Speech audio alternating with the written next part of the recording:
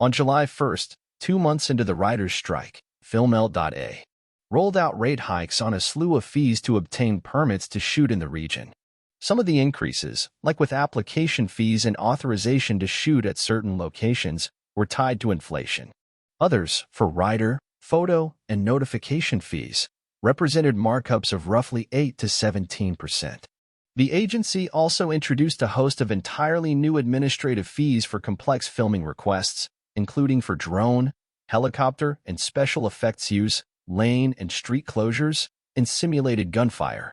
Among the service pricing changes were additional limitations imposed by the guidelines that may further aggravate location budgets.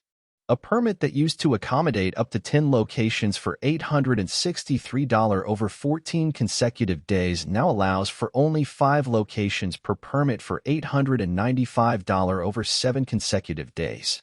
This could cause some permitting costs on large-scale projects to triple, depending on the duration of the shoot and the number of shooting locations, while the fee hikes might not be a deal-breaker in and of themselves. They constitute another incentive in a growing list of reasons for productions to film in other areas. Are these massive numbers? No, says a location manager who's worked on major productions. But it's also what makes people think, why don't we shoot this in Canada? He stresses, LA is already so film unfriendly. In a statement, FilmL.A President Paul Audley said, with an eye toward the needs of lower-impact filmmakers, we did away with the one-size-fits-all pricing model that previously had all productions, regardless of their size, complexity, and community impact, paying the same rates. After research found that filmmakers with smaller, less complex projects were effectively subsidizing the work of larger ones. He added that the reduction in the number of locations that can be applied for on a single permit meets the needs of most productions. According to the agency, 93% of permits issued are for 5 or fewer locations, and 82% of all permits last for fewer than 7 days. Against the backdrop of the service pricing adjustments, the procurement of tax credits effectively subsidizing movies and TV shows has essentially become a prerequisite for getting a project greenlit. A handful of historically major production hubs, namely Los Angeles and New York, are falling out of favor as shooting locations as productions opt to shoot in jurisdictions with more generous incentive programs and cheaper labor costs. Unless there's some specific reason to be in Los Angeles, we don't shoot there anymore, says a major company's top production executive.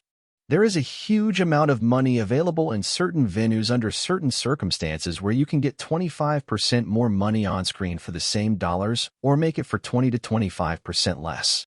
In an analysis of scripted production, FilmL.A found that LA remains the top filming location in the country for scripted content, but that growth in the region's total shooting levels remained flat from 2021 to 2022 even as total industry output increased. Of the 447 scripted TV series released in 2022, 136 of them, or roughly 30%, filmed in Los Angeles. This was slightly down from 32% in 2021, 129 out of 402 series. But both years marked a steep drop-off from pre-pandemic levels.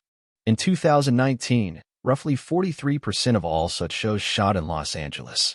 Other areas saw considerably more growth. According to the data, Los Angeles' loss was Georgia's and the UK's gain. Those regions saw a 42% and 65% increase respectively in hosting scripted TV productions. And while Los Angeles and New York are still the top hubs for features, the number of titles that filmed in those areas declined by 18 and 29%, respectively, as it rose by 21% in the UK.